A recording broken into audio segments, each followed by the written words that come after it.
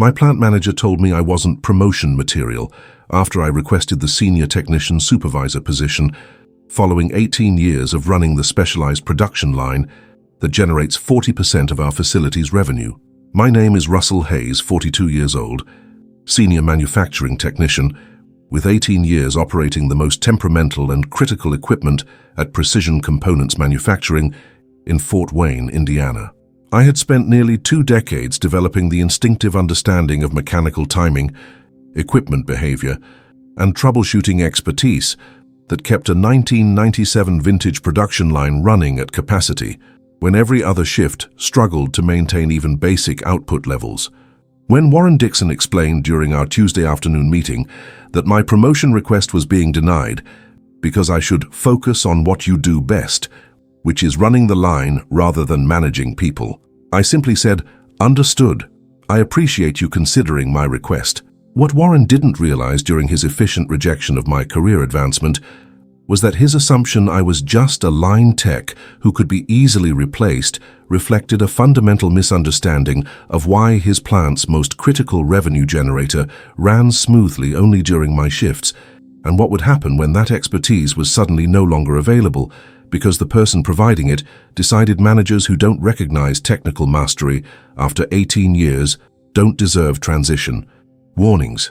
The promotion denial occurred in Warren's office overlooking the production floor, where the hum of machinery provided constant background noise to a conversation that would end my employment at Precision Components within approximately 4 minutes. Warren, who had been promoted to plant manager 2 years earlier, after spending his entire career in operations planning rather than hands-on manufacturing, clearly believed that running production equipment was interchangeable labor, requiring only basic training and documented procedures.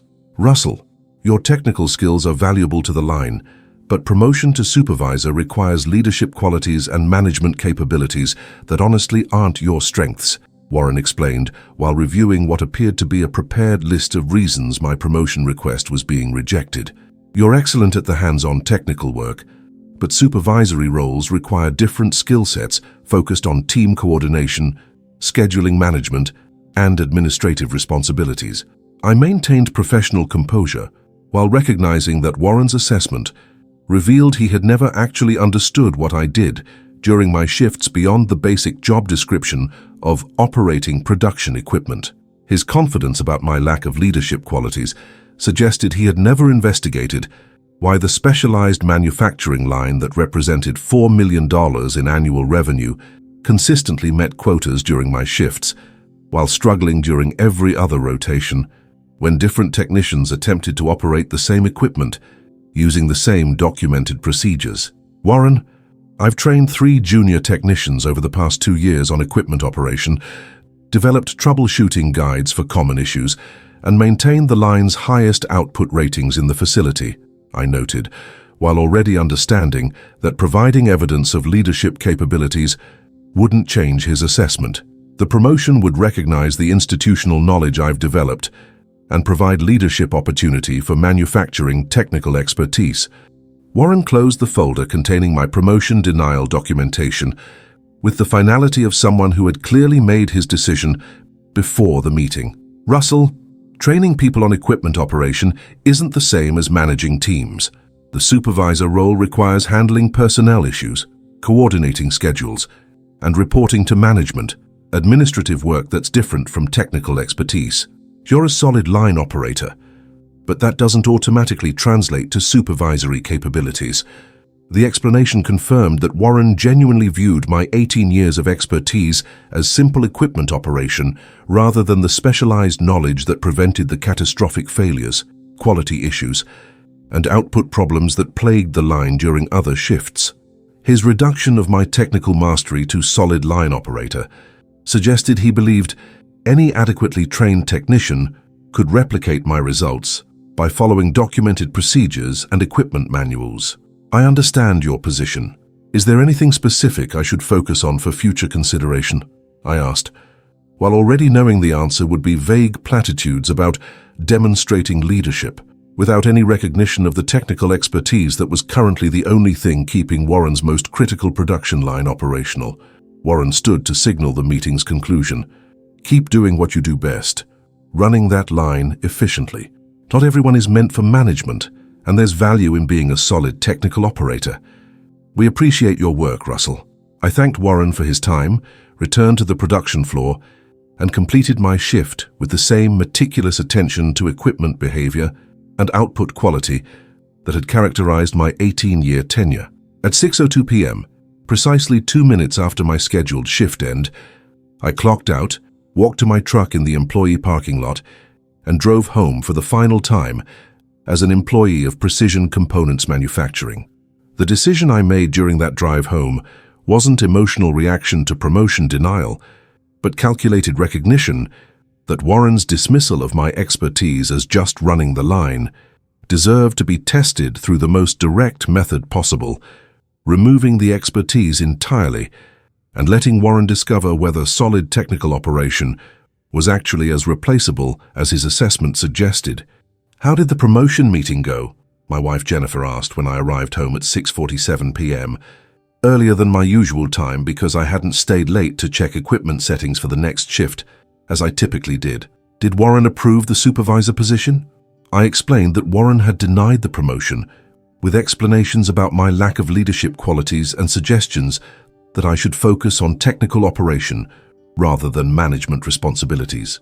"Warren believes anyone with proper training can run the line. He thinks my expertise is just following documented procedures and equipment manuals." Jennifer recognized the implications immediately.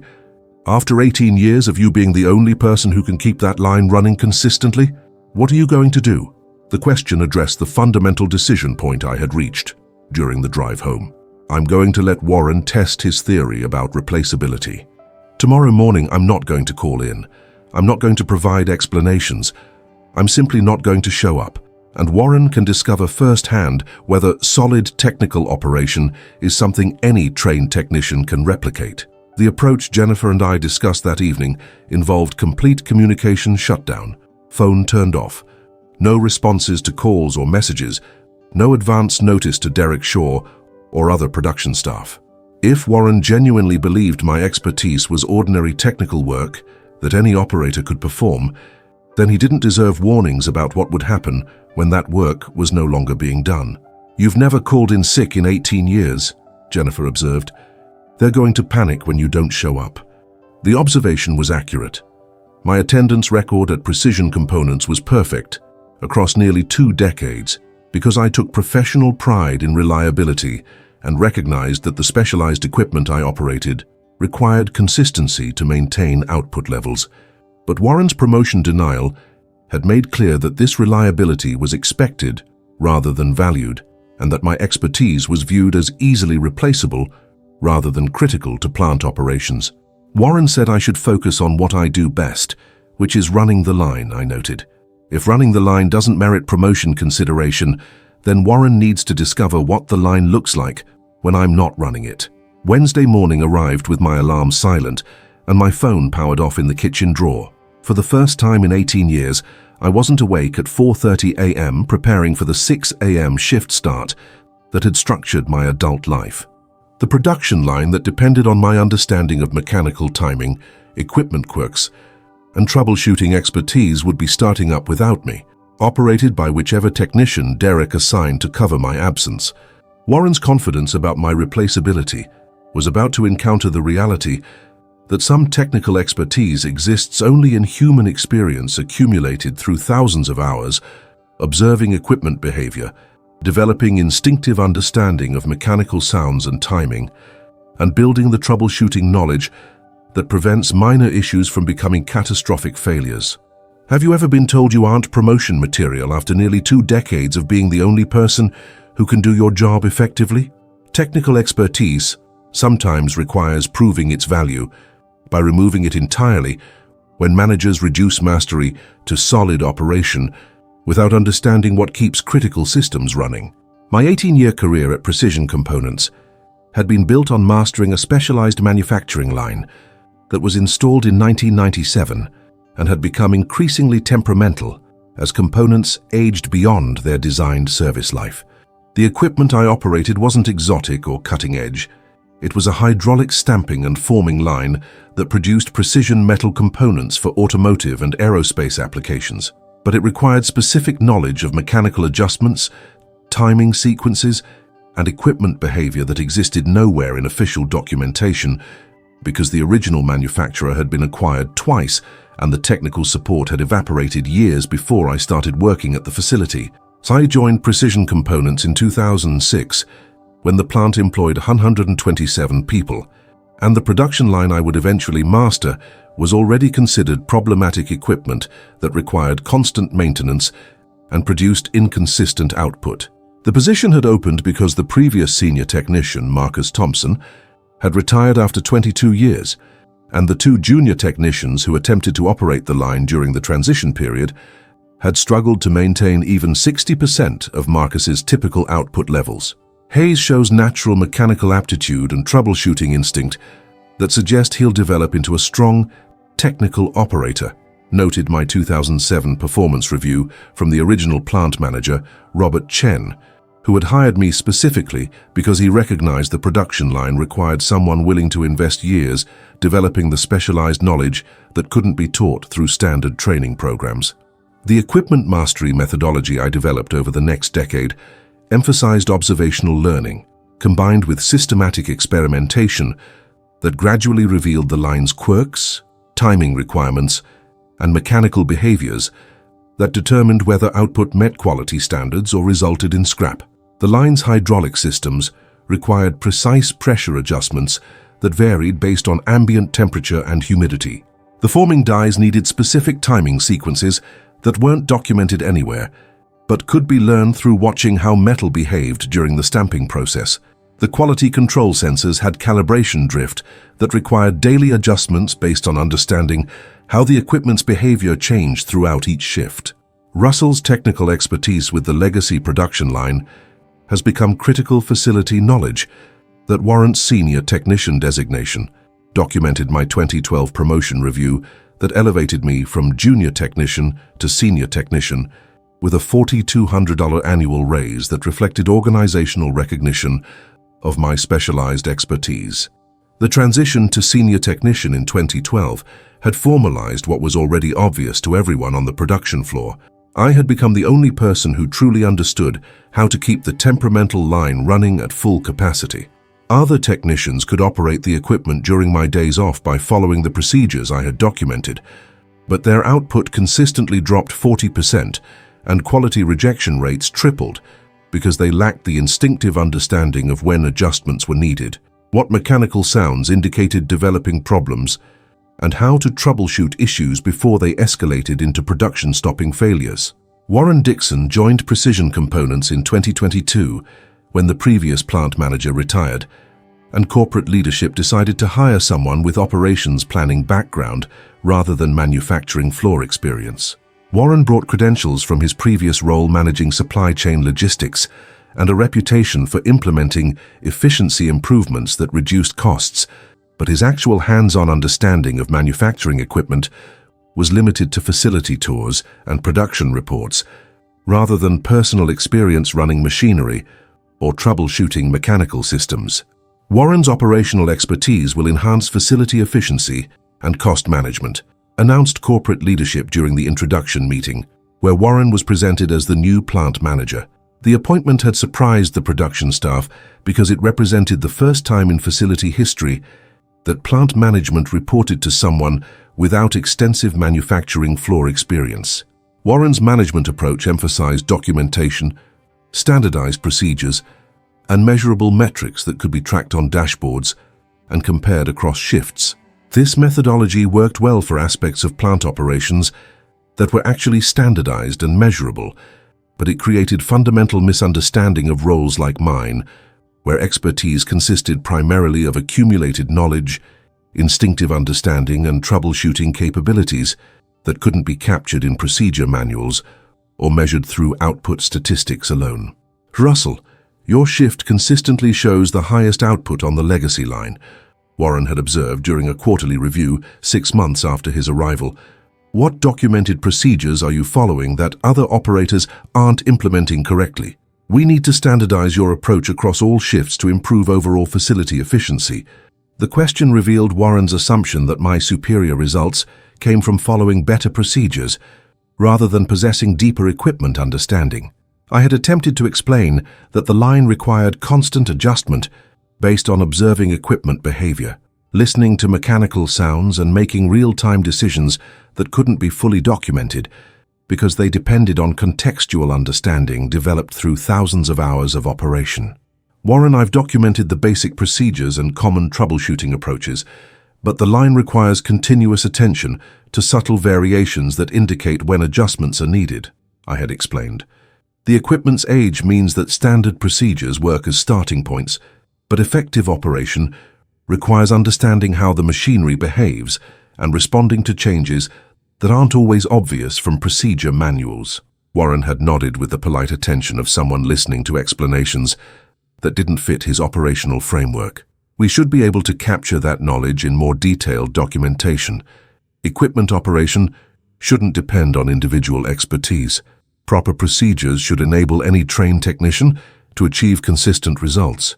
The conversation had revealed Warren's fundamental belief that technical expertise could be reduced to documented procedures, and that variation in results across different operators indicated inadequate standardization rather than genuine differences in accumulated knowledge and instinctive understanding. His operational philosophy assumed that all manufacturing work was ultimately procedural, and that proper documentation could eliminate the human expertise component that made certain operators more effective than others. The $4 million annual revenue the production line generated represented approximately 40% of the facility's total output, which meant my effectiveness directly impacted the plant's financial performance in ways that should have made my specialized expertise strategically valuable. But Warren's metrics-focused management approach quantified my contribution as output per shift and quality rejection rates, without capturing the expertise that prevented the catastrophic equipment failures, extended downtime, and production crises that would have resulted if someone without my knowledge attempted to operate the line using only documented procedures. The 3 junior technicians I had trained over 2 years represented my attempts to transfer knowledge through mentorship, hands-on demonstration, and creating opportunities for them to develop their own instinctive understanding of the equipment. But equipment mastery required time and experience that couldn't be compressed into training sessions, and the junior technicians were still years away from developing the depth of knowledge that would enable them to match my output levels or troubleshoot complex issues independently. Russell basically keeps that entire line running by himself. Derek Shaw, the production lead, had mentioned during staff meetings when Warren questioned why the line's performance varied so dramatically across different shifts. The other techs are competent, but they don't have Russell's instinctive feel for when something's about to go wrong or what adjustment will fix an issue before it becomes a production stoppage. Derek's observations should have signaled to Warren that my role was more critical than solid technical operator, but Warren's management framework didn't include categories for expertise that couldn't be standardized or measured through traditional metrics. His view of my position was shaped by job descriptions and organizational charts that classified me as a senior technician performing equipment operation duties, which made my expertise appear equivalent to any other technician with proper training and documented procedures. The promotion request I submitted in September 2024 had been motivated by recognition that 18 years of specialized expertise deserved acknowledgement through advancement to supervisory roles that would provide both increased compensation and organizational recognition of the knowledge I had developed. The senior technician supervisor position would have involved continuing to operate the critical line, while also providing technical leadership, training oversight, and troubleshooting support across all production shifts, responsibilities I was already performing informally without supervisory title or compensation. But Warren's denial of that promotion request, with explanations about my lack of leadership qualities and suggestions that I should focus on running the line, had made clear that he genuinely viewed my expertise as ordinary technical work rather than specialized knowledge that warranted career advancement. His assessment that not everyone is meant for management dismissed 18 years of technical mastery as insufficient qualification for supervisory roles that required administrative capabilities he didn't believe I possessed. Warren's reduction of my expertise to solid technical operation was about to be tested through the most direct method possible, removing that operation entirely and letting Warren discover what the line looked like when the person who understood it was no longer there. Have you ever spent 18 years mastering equipment that everyone else struggles to operate, only to be told you're not qualified for promotion because technical expertise isn't management material? Manufacturing mastery sometimes exists in forms that cannot be captured in documentation or replicated through procedure manuals, regardless of what operations managers believe about standardization. The promotion denial conversation that ended my career at Precision Components lasted exactly 11 minutes and concluded with Warren's confident assertion that supervisory roles required different capabilities than technical operation. The meeting had been scheduled for Tuesday at 3:45 p.m. during the final hours of my shift, when the production line was running smoothly and meeting output quotas that would contribute another day of reliable revenue to the 40% of plant income my expertise generated. When Warren explained that my promotion request was being denied because I needed to focus on what you do best, which is running the line rather than managing people, I recognized that arguing would be futile. His assessment of my capabilities was based on organizational frameworks that reduced 18 years of specialized knowledge to a job description that read, "operates manufacturing equipment," without capturing what that actually involved when the equipment was temperamental 1997 vintage machinery, requiring constant attention and instinctive understanding. "Russell, I want to be direct with you because I respect the technical work you do," Warren had begun while reviewing printed documentation that appeared to be my promotion request rejection. "The senior technician supervisor role requires leadership qualities and management capabilities that honestly aren't your strengths. You're an excellent line operator, but supervisory positions involve personnel management, scheduling coordination, and administrative responsibilities that are different skill sets from hands-on technical work." I listened to Warren's explanation with professional courtesy, while noting that his characterization of my capabilities as excellent line operator revealed complete misunderstanding of what I actually did during my shifts. The production line I operated wasn't a simple matter of following procedures and monitoring outputs. It required continuous judgment about mechanical adjustments, troubleshooting decisions, and equipment interventions that prevented the failures and quality issues that plagued the line during other shifts when operators without my experience attempted to run the same equipment. "Warren, I appreciate your assessment.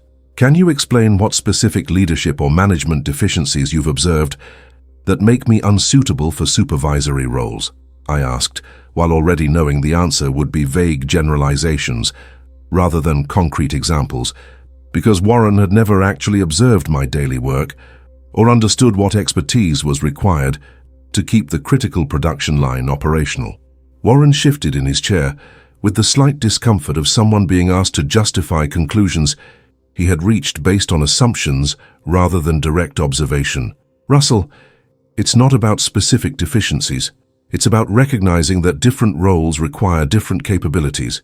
You've never expressed interest in management before this promotion request. You focus primarily on technical work rather than team coordination. And honestly, the facility needs you running that line rather than doing administrative work." The explanation confirmed that Warren's rejection was based on his belief that my value to the organization was specifically as a line operator, and that promoting me to supervisory roles would waste my technical expertise on administrative responsibilities. What he didn't understand was that the technical work he wanted me to focus on represented specialized knowledge that warranted advancement rather than indefinite continuation of the same job responsibilities I had been performing for 18 years. "Understood," I responded while standing to signal the conversation had concluded. "I appreciate you considering my request. Is there anything else you need from me today?" Warren seemed relieved that I was accepting the decision without further argument. "No, that's everything. Thanks for understanding, Russell. Keep up the good work on that line. Your technical expertise is valuable to the plant." I left Warren's office at 3:56 p.m. and returned to the production floor, where the specialized equipment was completing its final hours of the shift, with the smooth, consistent operation that Warren apparently believed any adequately trained technician could replicate. I checked the hydraulic pressure readings, listened to the rhythmic stamping sounds that indicated proper timing sequences, and verified the quality control sensor calibrations with the same meticulous attention I had provided throughout 18 years of shifts. Derek Shaw noticed me returning from Warren's office and approached with questioning expression. "How did the promotion meeting go? Warren approve you for supervisor?" I maintained neutral expression while providing minimal response. Warren decided the position requires different capabilities. Not everyone is meant for management, apparently. Derek's reaction suggested he understood the implications. "Russell, you basically run the most critical line in this facility. If Warren doesn't recognize that as leadership, he doesn't understand what you actually do every shift." The observation was accurate, but I deflected further discussion. Warren made his decision. I need to finish equipment checks before shift end. At 6:02 p.m., exactly 2 minutes after my scheduled shift conclusion, I logged my final quality control readings, verified that the line was properly shut down for the overnight maintenance window, and clocked out through the electronic time system that would record my last punch as an employee of Precision Components Manufacturing. I walked to my truck, drove out of the employee parking lot, and headed home without saying anything to Derek, the other technicians, or anyone else about my intentions. The decision I made during that drive wasn't impulsive reaction to promotion denial, but calculated recognition that Warren's dismissal of my expertise as just running the line deserved to be tested directly. If Warren genuinely believed that my technical work was ordinary operation that any trained technician could perform, then he needed to discover firsthand what happened when that expertise was no longer available, and the temperamental line had to run without the person who understood it. "You're really not going to call in?" Jennifer asked that evening when I explained my plan. "After 18 years of perfect attendance, you're just going to disappear without explanation." The question reflected reasonable concern about professional reputation and bridge burning, but I had concluded that Warren's reduction of 18 years of specialized expertise to solid technical operation didn't deserve the courtesy of transition planning or advance notice. Warren believes anyone with proper training can operate that line. He thinks documented procedures are sufficient for consistent output. I'm going to let him test that theory by removing the supposedly replaceable expertise and watching what happens. Jennifer understood the calculated nature of my approach. "When they call, are you going to answer?" The question addressed the critical element of my plan, complete communication shutdown that would prevent Warren from accessing any emergency guidance, troubleshooting assistance, or explanatory conversation that might mitigate the consequences of my absence. "I'm turning off my phone Wednesday morning and not checking it for at least 48 hours. Warren dismissed me as not promotion material, which means he doesn't value my expertise enough to deserve emergency assistance when my absence creates problems." Wednesday morning arrived with my phone powered off and placed in a kitchen drawer. For the first time since 2006, I wasn't driving to Precision Components at 5:30 a.m. for the 6 a.m. shift start. The production line that represented $4 million in annual revenue and 40% of plant output would be starting up without me, and Warren would discover whether solid technical operation was actually as replaceable as his promotion denial suggested. The calculated silence that followed represented my understanding that managers who dismiss technical expertise as insufficient for promotion don't deserve explanations when that expertise is removed. Warren had confidently asserted that I wasn't leadership material, which meant he believed the line could run without my supposedly ordinary contributions. The next 48 hours would test whether that confidence was justified, or whether Warren's assessment of my replaceability was about to prove catastrophically expensive. Have you ever been dismissed as not management material after nearly 2 decades of being irreplaceable, and decided the best response was proving your value by removing it? Technical mastery sometimes requires letting organizations discover what solid operation actually costs when it's no longer being provided. The calculated decision I made Tuesday evening after Warren's promotion denial wasn't emotional reaction, but professional recognition that people who tell you you're not promotion material after 18 years of critical expertise don't deserve transition assistance When you stop providing that expertise, Warren's confident assertions about my limitations revealed fundamental disrespect for technical mastery, disguised as objective assessment of management capabilities, and I chose to respond by letting him discover firsthand what the facility's most critical production line looked like when operated by the supposedly equivalent, trained technicians he believed could replicate my results. The decision to provide zero communication, no phone calls explaining absence, no advance notice to Derek or other colleagues, no transition documentation beyond what already existed, required resisting natural professional instincts about courtesy and responsibility.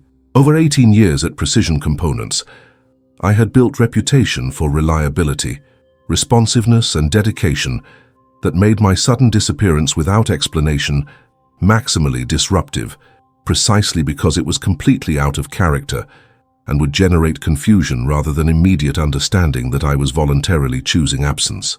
"You've never missed a day," Jennifer observed Wednesday morning when she left for her own job while I remained home. "They're going to assume something catastrophic happened when you don't show up." The observation was accurate. My perfect attendance record meant that my absence would initially be interpreted as emergency rather than deliberate choice, which would delay Warren's recognition that I was voluntarily removing my expertise rather than experiencing circumstances preventing my attendance. This confusion would buy additional time before Warren considered offering concessions to address whatever grievance might have motivated my absence. But the deliberate silence I was implementing wasn't about maximizing confusion. It was about establishing boundaries around expertise that Warren had dismissed as insufficient for advancement. If 18 years of keeping the facility's most critical line operational didn't merit promotion consideration, then Warren didn't deserve access to that expertise when its sudden absence created problems his trained technicians couldn't solve using documented procedures. The phone calls that would inevitably come represented Warren's eventual recognition that my absence was creating production issues rather than simple schedule inconvenience. But answering those calls would enable Warren to pressure me into providing emergency assistance without addressing the fundamental disrespect his promotion denial represented. The disciplined approach required letting the phone ring unanswered, while Warren discovered that solid technical operation couldn't be replicated by following procedure manuals when the equipment being operated required instinctive understanding accumulated through thousands of hours of hands-on experience. "What if they show up at the house?" Jennifer asked, voicing concern about potential in-person attempts to reach me when phone calls went unanswered. "Warren might send Derek or someone else to check on you."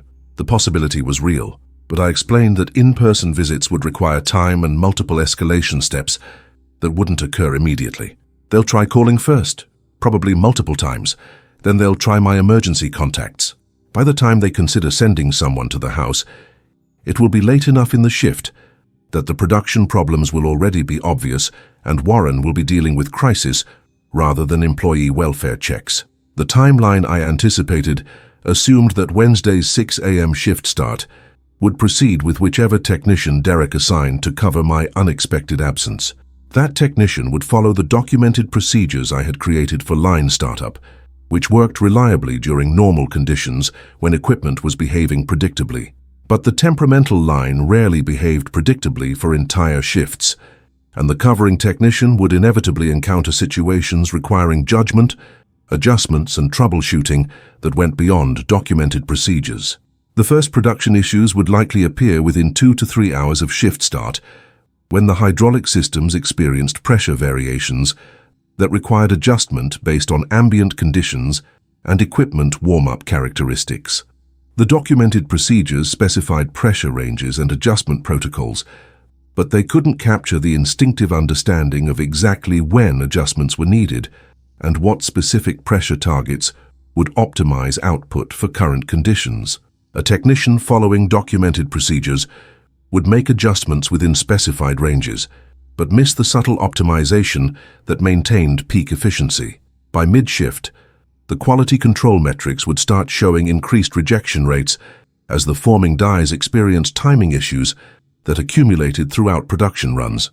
The documented procedures described timing calibration approaches, but they assumed static timing requirements rather than the dynamic adjustments needed to compensate for die wear, temperature variations, and the mechanical drift that occurred as equipment ran for extended periods. Without instinctive understanding of how timing degradation manifested in quality patterns, the covering technician would follow standard recalibration procedures that addressed symptoms without preventing the underlying timing drift.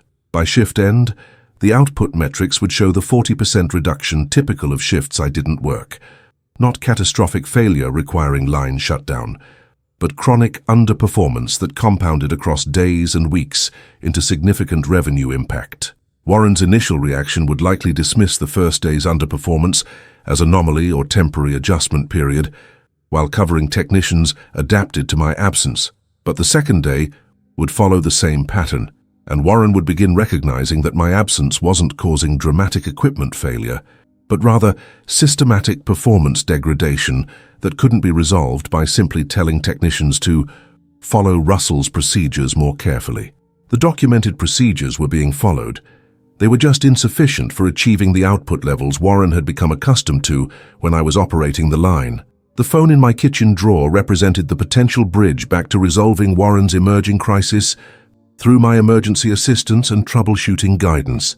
But that bridge would remain unavailable because Warren's promotion denial had established that my expertise wasn't valuable enough to warrant career advancement, which meant it also wasn't valuable enough to warrant emergency availability when Warren needed it.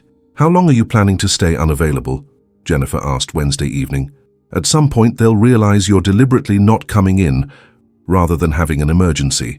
The question addressed the strategic calculation about when to re-establish communication and what terms to demand for potential return. "I'll keep the phone off until Friday morning at earliest. By then, Warren will have experienced 2 full days of production problems and will understand that solid technical operation isn't actually as replaceable as he assumed. When I do turn on the phone, I'm not negotiating about returning to the same position. I'm listening to whatever desperate offer Warren makes, and then telling him I've already moved on." The decision to reject any potential retention offer wasn't predetermined. It was based on recognition that Warren's fundamental misunderstanding of my expertise meant that returning to precision components would simply repeat the same pattern of technical mastery, being undervalued and dismissed. If Warren only recognized my value when I was absent, then that recognition was instrumental rather than genuine appreciation of expertise. "You think he'll actually offer the supervisor position after denying it Tuesday?" Jennifer asked. The question addressed Warren's likely negotiation approach when desperation overcame pride. "Warren will offer whatever he thinks will get me back immediately: the supervisor position, raise, retention bonus, whatever corporate approves under crisis conditions. But accepting that offer would validate his assumption that he can disrespect expertise until crisis forces temporary recognition. The professional move is demonstrating that expertise dismissed as not promotion material has market value that Warren's crisis offers can't match." The plan forming involved using my sudden leverage, not to extract concessions from precision components, but to demonstrate that Warren's assessment of my capabilities was wrong in ways that couldn't be fixed through panic promotions. Technical expertise that took 18 years to develop had value in the broader job market, and Warren's crisis would provide perfect timing to announce I was exercising that market value by accepting positions that recognized mastery from the start, rather than grudgingly during emergencies. Warren's confident dismissal of my promotion request was about to encounter expensive education about the difference between equipment operation that anyone can do with proper training and specialized expertise that enables consistent performance on temperamental machinery that defeats standardized approaches. Have you ever decided that people who dismiss your expertise as insufficient for advancement don't deserve explanations when that expertise is removed? Professional value sometimes requires demonstrating through absence rather than arguing through presence. Wednesday morning at 6 a.m., the start of what would have been my shift, I was drinking coffee in my kitchen while the specialized production line at Precision Components started up without me for the first time in 18 years.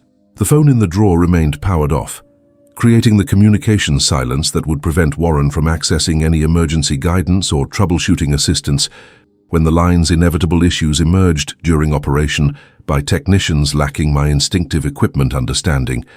Derek Shaw, the production lead responsible for shift assignments, would have discovered my absence when I failed to clock in at my usual 5:58 a.m. arrival time. His first response would be confusion, followed by concern. I had never missed a shift without advance notice, and my perfect attendance record meant that sudden absence suggested emergency rather than deliberate choice. Derek would try calling my cell phone at approximately 6:05 a.m., and that call would go directly to voicemail because the powered-off phone couldn't even register the attempt. By 6:15 a.m., Derek would have assigned one of the junior technicians to cover my position on the specialized line.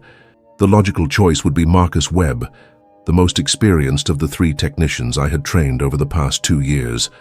Marcus was competent and followed procedures carefully, but his understanding of the equipment was limited to documented approaches rather than the instinctive knowledge that enabled consistent high performance. Derek would have reassured Marcus that the startup procedures I had written were comprehensive and that covering one shift wouldn't be problematic. The line startup that Marcus would execute following my documented procedures would initially appear successful. The hydraulic systems would pressurize within specified ranges, the forming dies would begin their stamping sequences with proper timing, and the quality control sensors would register normal operations. For the first hour, Marcus would experience confidence that running the line was indeed straightforward when documented procedures were followed carefully. Warren's assessment that proper training enabled consistent operation would seem validated, but by 7:30 a.m., subtle issues would begin emerging. The hydraulic pressure in the primary ram system would drift slightly below optimal range due to temperature variations in the facility that affected fluid viscosity. My documented procedures specified pressure ranges and adjustment protocols, but they couldn't capture the instinctive understanding of exactly when adjustments were needed, based on observing pressure trends rather than waiting for readings to fall outside specified limits. Marcus would notice the pressure drift, but assess it as within acceptable parameters, missing the early intervention opportunity that would prevent gradual performance degradation throughout the shift. By 9:00 a.m., the quality control metrics would show rejection rates climbing from typical 2–3% during my shifts to approaching 8 to 9% as the forming dies experienced timing issues that Marcus couldn't diagnose. The documented procedures described die timing calibration, but they assumed static requirements rather than dynamic adjustments needed to compensate for the mechanical drift occurring as equipment ran. Marcus would perform standard timing checks, find parameters within specification ranges, and assume the quality issues were random variation rather than systematic degradation requiring proactive correction. Derek would notice the climbing rejection rates during his mid-morning production floor rounds and would question Marcus about the issues. Marcus would explain that he was following all documented procedures and that the equipment readings appeared normal. Derek, lacking my technical expertise but understanding that quality problems were serious, would attempt to call me at approximately 9:30 a.m. That call would join the earlier attempt in going directly to voicemail as my powered-off phone continued its communication blackout. By 11:00 a.m., the output metrics for the shift would be tracking approximately 30% below my typical performance levels, and the quality rejection rates would be approaching 12%. The line wasn't experiencing catastrophic failure or emergency shutdown. It was simply underperforming in the chronic, systematic way that characterized operation by technicians without my expertise. Derek would contact Warren at approximately 11:15 a.m. to report that Russell Hayes hadn't shown up for shift, wasn't answering his phone, and the specialized production line was experiencing significant performance issues. Warren's initial response would be irritation at the inconvenience, followed by direction that Derek should handle the situation using standard absence management procedures. Try Russell's emergency contact and make sure Marcus follows the equipment procedures correctly, Warren would instruct. One day of output variation isn't a crisis, but we need to know where Russell is and when he'll be back. Derek would attempt to call Jennifer at approximately 11:45 a.m. using the emergency contact information in my personnel file. Jennifer, prepared for this possibility, would answer with scripted response. "I'm sorry, Russell isn't available right now. Is this urgent?" Derek's response would confirm the production issues. "This is Derek Shaw from Precision Components. Russell didn't show up for his shift this morning and isn't answering his phone. We need to reach him about the production line. Is he okay?" Jennifer would maintain the carefully neutral response we had planned. "Russell is fine, but he's not available. I'll let him know you called." The conversation would provide no explanation for my absence, no timeline for return, and no access to emergency assistance. Exactly the communication vacuum that would force Warren to continue operating the specialized line without my expertise. Derek would report back to Warren that Russell was apparently okay but unavailable, leaving Warren without clear understanding of whether I was experiencing personal emergency, taking unauthorized leave, or deliberately removing my expertise from the facility. The afternoon shift would continue Marcus's struggles with equipment performance. By 2 hours p.m., the output tracking would show the shift running 40% below my typical levels, with quality rejection rates stabilized around 15%. The numbers weren't catastrophic enough to justify line shutdown, but they represented systematic underperformance that would compound into significant revenue impact across multiple days. Marcus would grow increasingly frustrated as he followed documented procedures without achieving expected results, not understanding that the procedures described what to do but couldn't replicate the instinctive judgment about when and how to do it. Warren would visit the production floor at approximately 3 p.m. to observe the line performance personally. He would watch Marcus operating equipment, consult the output metrics on his tablet, and question why performance was degraded despite Marcus's apparent competence and procedure compliance. "The equipment looks like it's running normally," Warren would observe to Derek. "Why are the output numbers so far below target?" Derek's response would be direct. "Because Russell isn't here. Marcus is doing everything by the book, but Russell has instincts about this equipment that we haven't been able to train. He knows when something's about to drift before the readouts show problems, and he makes adjustments that keep output optimized. Without that expertise, we're operating reactively rather than proactively." Warren's likely dismissal of Derek's explanation would reveal his continued belief that proper procedures should enable consistent performance. "We can't have critical operations depending on one person's instincts. Equipment should run reliably when trained operators follow documented procedures.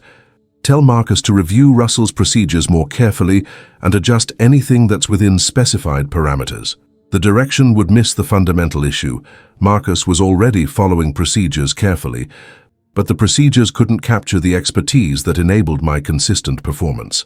By the end of Wednesday's shift at 6:01 p.m., the day's output would total approximately 65% of my typical performance with 18% quality rejection rates. The numbers would represent significant revenue impact, but Warren would likely assess Wednesday's problems as temporary adjustment period, while coverage arrangements were finalized. Thursday morning would bring the realization that Wednesday's underperformance wasn't anomaly. Derek would assign Marcus to the specialized line again, while attempting to reach me through multiple phone calls that would continue going to voicemail. The second day would follow the same pattern: initial startup appearing successful, gradual performance degradation throughout the shift, and end-of-day metrics showing chronic underperformance that couldn't be resolved through careful procedure following. By Thursday afternoon, Warren would recognize that the line's issues weren't temporary but systematic. The 2 days of underperformance would represent approximately $85,000 per day in lost output when calculated against my typical production levels. Warren would attempt to call me personally at approximately 2 p.m. Thursday, and that call would join the growing collection of unanswered attempts accumulating in my voicemail. My phone, still powered off in the kitchen drawer, would be recording the escalating panic through the frequency of attempted calls. By Thursday evening, the call log would show 47 missed calls from Precision Components, Derek, Warren, the HR department, and various colleagues trying any possible contact approach. None would reach me and none would receive explanations about why I wasn't responding. Warren's confident assertion that I wasn't promotion material was encountering expensive education about what solid technical operation actually involved when the person providing it was suddenly absent. Have you ever watched from comfortable distance while people who dismissed your expertise desperately tried to replicate results they assumed anyone could achieve? Technical mastery sometimes proves its value most clearly through absence rather than presence. Thursday evening marked 48 hours since I had last clocked in at Precision Components, and my powered-off phone in the kitchen drawer had accumulated 84 missed calls from the facility, representing Warren's escalating recognition that my absence was creating production crisis rather than temporary inconvenience. The specialized manufacturing line had now operated for 2 complete shifts without me, and the cumulative impact of chronic underperformance was becoming impossible for Warren to dismiss as adjustment period or procedural compliance issues. The production metrics for Wednesday and Thursday would show the line running at approximately 60% of my typical output levels, with quality rejection rates averaging 16% compared to my usual 2 to 3%. These numbers translated to approximately $85,000 per day in lost revenue when calculated against the $4 million annual output the line generated during my tenure. 2 days of underperformance represented $170,000 in lost production that couldn't be recovered through overtime or schedule adjustments, because the issue wasn't quantity of hours, but effectiveness of operation. Derek Shaw would have spent Thursday attempting every possible approach to reach me: calls to my cell, calls to my home phone, messages through the facility's email system, and repeated attempts to reach Jennifer. Each attempt would encounter the same communication blackout I had established, providing no explanations and no timeline for potential return.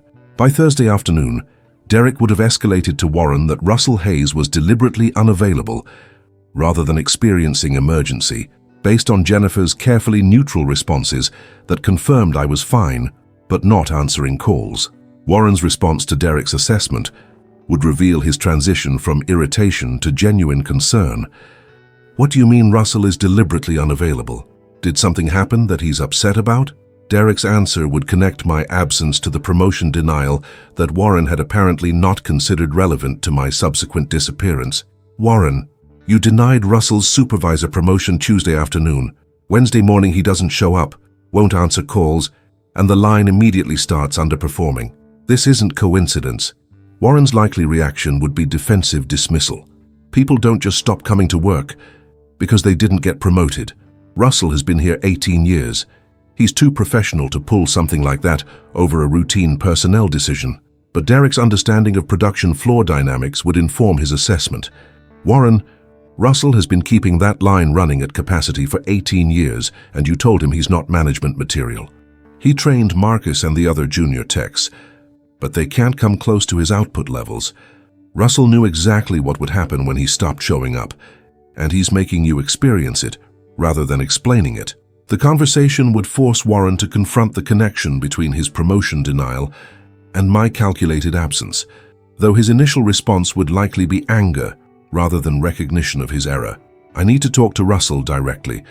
Keep trying his number and tell him I need him to call me immediately about the production situation." Derek would attempt additional calls Thursday afternoon, but by 5 p.m., the missed call count on my phone would have reached 84 attempts from various Precision Components numbers. None would receive responses because my phone remained powered off and I remained deliberately unavailable, watching from home while Warren discovered that solid technical operation wasn't actually replaceable through documented procedures and trained technicians. Friday morning brought the 3rd day of my absence and Warren's recognition that the production crisis was escalating beyond his ability to manage through normal operational responses. Marcus Webb, exhausted from 2 days of struggling with equipment he couldn't fully control, would report to Derek at 6:30 a.m. that he didn't think he could continue covering the specialized line effectively. "I'm doing everything Russell documented, but the equipment keeps drifting out of optimal range in ways I can't predict or prevent. The output numbers speak for themselves. I can't match what Russell does because I don't understand what he knows that isn't written down." Derek would relay Marcus's assessment to Warren at approximately 7 a.m. during the daily production meeting. "Warren, we need to face reality. The specialized line requires Russell's expertise to run at capacity. Marcus is competent and following procedures, but we're losing $85,000 per day because Russell's knowledge can't be replicated through documentation. We need Russell back, and that probably means addressing whatever grievance his absence represents. Warren's response would reflect his growing desperation about the financial impact combined with resistance to admitting his promotion. Denial had been error. Have you reached Russell yet? I need to speak with him directly about returning to work. Derek would confirm the continued communication blackout. Russell isn't answering anyone's calls. His wife confirms he's fine, but won't put him on the phone. Based on the timing, I think Russell is sending a message about the promotion denial. He's proving his value by removing it entirely rather than arguing about it. The assessment would force Warren to confront the calculated nature of my absence. I wasn't experiencing emergency or temporary crisis. I was deliberately demonstrating that the expertise he had dismissed as insufficient for promotion was actually critical to the facility's most important production line. Warren's solid technical operator assessment was being tested through the direct method of removing that operation and watching the resulting financial impact accumulate. By Friday afternoon, corporate leadership would become involved as the three-day production crisis and its $255,000 revenue impact appeared in facility metrics that executive management monitored. A conference call at 2 p.m. would have Warren explaining to Regional Operations Director Catherine Morrison why Precision Components' most critical line was underperforming by 40% and accumulating six-figure revenue losses. Warren, explain why the specialized manufacturing line is showing 3 consecutive days of significant underperformance. Catherine would begin. The financial impact is approaching $300,000, which requires executive-level explanation. Warren's response would attempt to frame the situation as personnel issue rather than management failure. We're experiencing unexpected absence of our senior technician who operates that line. Russell Hayes didn't show up Wednesday and hasn't responded to contact attempts. We have trained coverage, but the line's performance is degraded during his absence. Catherine's follow-up would probe the sustainability issue. Is Hayes experiencing emergency? When is he expected to return? Why don't we have succession planning that enables consistent operation during operator absence? The questions would expose Warren's lack of succession planning and his fundamental misunderstanding of my role. Hayes is apparently fine, but deliberately not responding to calls. Based on timing, his absence may be related to a promotion request I denied Tuesday. We have documented procedures, but the line requires expertise that hasn't been fully transferred to backup operators. Catherine's response would be sharp. You denied a promotion request for the critical operator of our highest revenue line, and 2 days later he stopped coming to work? Warren, this sounds like you dismissed someone whose expertise is irreplaceable and are now dealing with the consequences. What's your plan to resolve this? Warren would confirm his desperation. I'm attempting to reach Hayes to discuss return terms, including reconsideration of the supervisor position, if that resolves the situation. But he's not answering calls. The conversation would reveal to corporate leadership that Warren's personnel decision had created production crisis with significant financial impact, and that resolution required convincing me to return, something I had made difficult through complete communication blackout. Friday evening at 6 p.m., exactly 72 hours after my last shift, I powered on my phone for the first time since Wednesday morning. The device immediately registered 84 missed calls, 37 voicemails, and 52 text messages from Precision Components contacts. I ignored all of them except a single text from Warren sent at 4:47 p.m. Russell, we need to talk. Can you call me? The line situation is serious. I waited 45 minutes, then called Warren's direct number. He answered on the first ring with obvious relief. Russell, thank you for calling back. We need you to come in. The line has been struggling, and we need your expertise to get performance back to normal levels. I responded with calculated calm. Warren, I appreciate the call. I should let you know I've accepted a position at Midwest Precision Manufacturing starting Monday. They offered senior manufacturing supervisor role with $35,000 increase over my current salary, plus sign-on bonus and immediate recognition of my technical expertise. I'll be running their advanced production line with full supervisory authority. The silence on Warren's line lasted approximately 4 seconds before he responded with desperate negotiation. Russell, wait. Don't make any final decisions. I can offer you the supervisor position we discussed Tuesday, plus a $28,000 raise and a $15,000 retention bonus. Corporate approved it this afternoon. We need you back. The offer represented everything I had requested Tuesday, plus additional compensation driven by crisis pressure. But accepting it would validate Warren's assumption that expertise could be disrespected until emergency forced temporary recognition. Warren, I appreciate the offer, but Midwest's compensation is better, and they valued my expertise before crisis forced recognition. The position there starts Monday, and I've already accepted. Warren's response revealed his recognition that my absence was permanent. Russell, the line has lost $255,000 in 3 days without you. We can't afford to lose your expertise. What would it take to keep you? The question came 72 hours too late. Warren, Tuesday you told me I wasn't promotion material and should focus on being a solid line operator. Midwest offered me supervisor position based on my resume without making me prove value through absence. That's the difference. They respected expertise from the start rather than grudgingly during emergency. Warren's confidence about my replaceability had been expensive education costing $255,000 and counting. Have you ever watched someone who dismissed your expertise desperately offer everything you requested after discovering your value through absence? Professional respect sometimes requires removing expertise entirely rather than arguing for recognition. Block 07.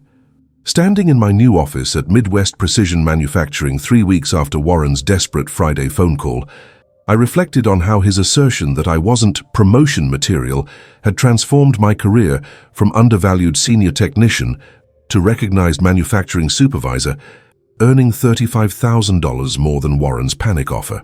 The supervisor position I now held provided both the compensation recognition and professional respect that Warren had dismissed as beyond my capabilities, proving that technical expertise has market value that becomes visible when organizations lose access to it rather than when they take it for granted.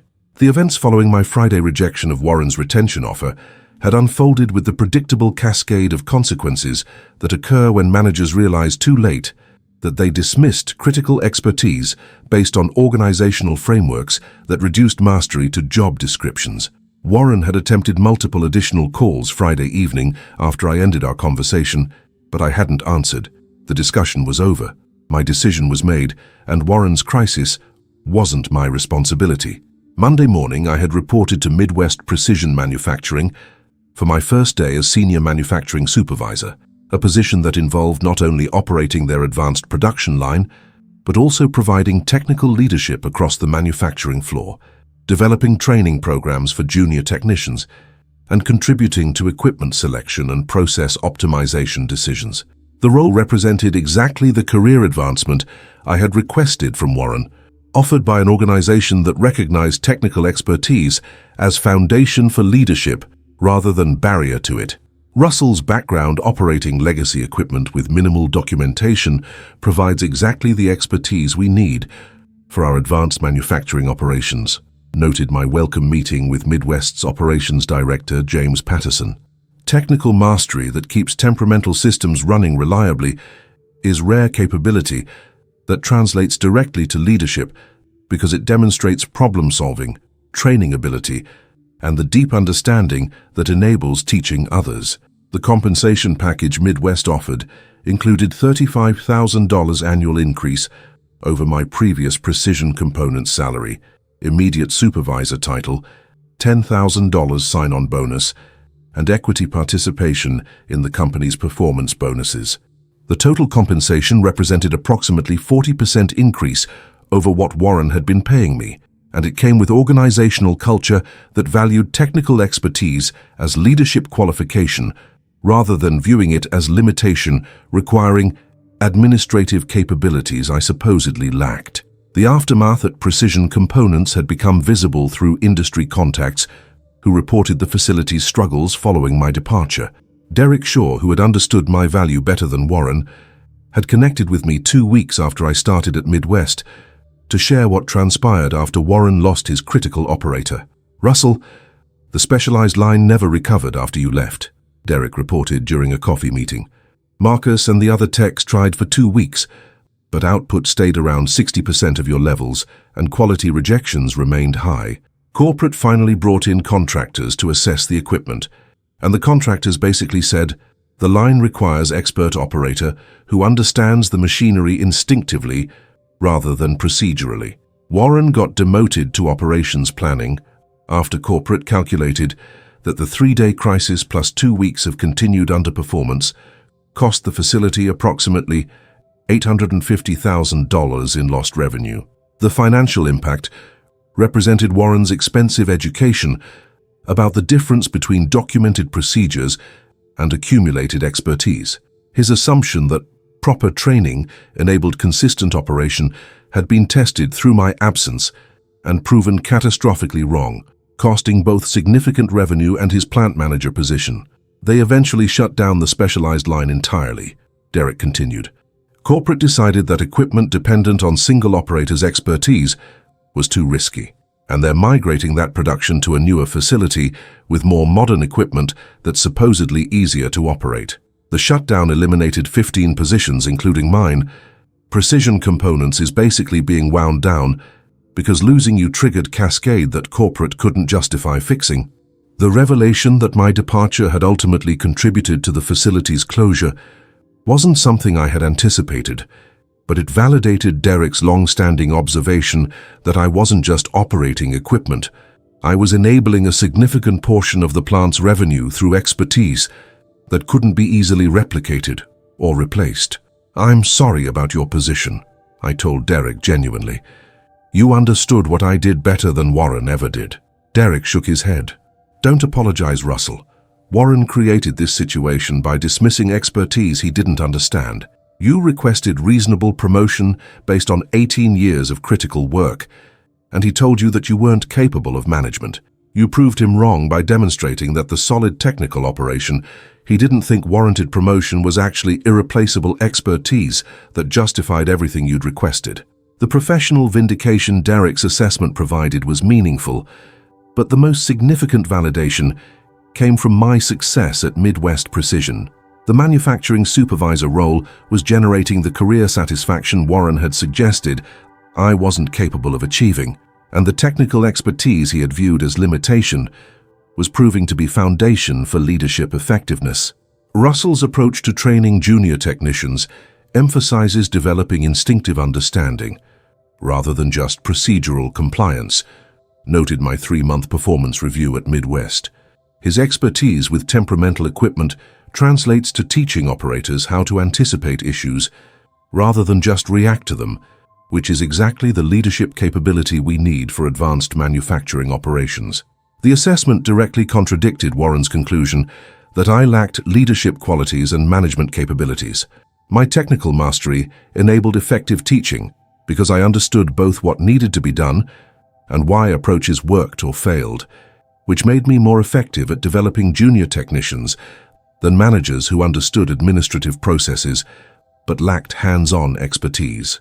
The speaking opportunities at regional manufacturing conferences that resulted from my transition story were generating additional professional recognition. The narrative of senior technician told he isn't promotion material proves value by leaving resonated with technical professionals across industries who faced similar dismissal of expertise by managers who reduced mastery to job descriptions. Hayes's experience demonstrates how technical expertise often goes unrecognized by management frameworks that separate operations from leadership. Observed presentation I delivered at Midwest Manufacturing Leadership Conference. Organizations that treat hands-on mastery as limitation rather than qualification for advancement lose critical expertise to competitors who understand that technical depth enables effective supervision. Warren's demotion had become industry case study about the cost of dismissing technical expertise. His reduction of 18 years of specialized knowledge to solid line operator, who wasn't management material, had cost Precision Components approximately $850,000 in direct losses, plus the strategic impact of shutting down a $4 million revenue line because corporate determined the facility couldn't operate without expertise Warren had dismissed as replaceable. The Precision Components case teaches expensive lesson about valuing technical mastery noted Manufacturing Management Journal article analyzing the facility's decline. Plant manager Warren Dixon's assessment that senior technician Russell Hayes wasn't promotion material proved catastrophically wrong when Hayes' departure triggered production crisis, leading to line shutdown and facility closure. Dixon's error was assuming documented procedures could replicate expertise that actually existed only in accumulated experience and instinctive understanding developed over 18 years operating temperamental equipment. The professional relationships I developed at Midwest were built on mutual respect for expertise rather than organizational hierarchies that separated technical work from management capabilities. My supervisor title reflected recognition that mastery enabled leadership, and my compensation reflected market value of expertise that Warren had dismissed as ordinary operation. Sometimes people who tell you you're not promotion material are actually revealing they don't understand what you do well enough to recognize its value, I observed during mentoring sessions with junior technicians. Warren spent 2 years as plant manager without learning that the facility's most critical line depended entirely on expertise he viewed as insufficient for advancement. His expensive education came through experiencing what the line looked like without that expertise. $850,000 in losses plus facility shutdown. The calculated decision I made to stop showing up without explanation had proven professionally sound. Warren's dismissal of my promotion request had revealed disrespect that didn't deserve courtesy of transition planning or emergency assistance. By removing my expertise entirely and letting Warren discover its value through absence, I had proven that solid technical operation was actually irreplaceable mastery that warranted everything I had requested and more.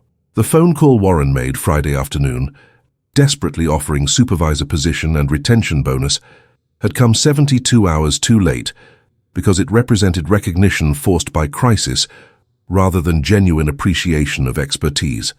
Accepting panic offers validates assumptions that technical professionals can be disrespected until emergency forces temporary acknowledgement, which perpetuates the cycle of undervaluation that Warren's management approach represented. You made the right choice rejecting Warren's offer, Jennifer observed during reflection on the transition. He only offered the promotion after you proved value through absence, which means he didn't actually respect the expertise. He just wanted to stop the bleeding. Midwest offered the supervisor position based on your resume before you started, which shows they valued your expertise from the beginning. The experience had proven that professional respect sometimes requires demonstrating value through removal rather than advocating for recognition through presence. Warren's frameworks reduced 18 years of mastery to job descriptions that made advancement appear inappropriate, but the market valued that same expertise as qualification for immediate supervisor roles with substantial compensation increases. 3 months at Midwest had generated more career advancement and professional satisfaction than 18 years at Precision Components, validating the decision to leave rather than accepting crisis-driven retention offers. Warren's assertion that I wasn't promotion material had been proven expensively wrong, costing him his position and contributing to facility closure that eliminated dozens of jobs. Professional relationships built on genuine respect for technical expertise prove more valuable than positions maintained through crisis negotiations. The supervisor role at Midwest was generating higher income, better advancement opportunities, and organizational culture that viewed mastery as leadership foundation rather than limitation requiring administrative capabilities to overcome. Have you discovered that being told you're not promotion material can actually be catalyst for advancement when it forces you to find organizations that recognize expertise's value? Sometimes managers who dismiss technical mastery do you the favor of revealing that your expertise deserves better recognition than their frameworks can provide. And the professional move is accepting that assessment by finding employers who understand what they're getting from the start. If this story of technical expertise and professional recognition resonated with you, please hit that subscribe button to Revenge Tales with Luke. Share your experiences with being told you aren't promotion material despite critical expertise in the comments below. Your story might help someone else facing similar dismissal from managers who don't understand what technical mastery actually involves. See you in our next story.